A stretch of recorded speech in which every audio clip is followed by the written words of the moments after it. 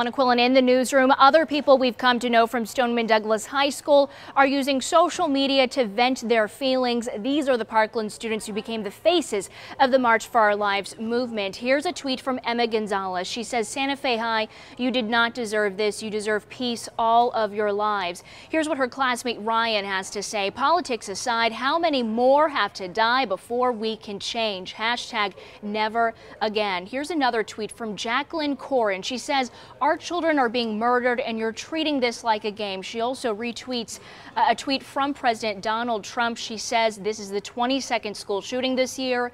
Do something." There's also another tweet here by Cameron Caskey. He says, "At least 8 students have been shot and killed. Prepare to watch the NRA boast about getting higher donations." And then finally, here's this tweet from David Hogg, another survivor of the Parkland school shooting. He took to Twitter saying, quote, "Get ready for 2 weeks of media coverage of politicians acting like they give a blank when in reality they just want to boost their approval ratings before midterms."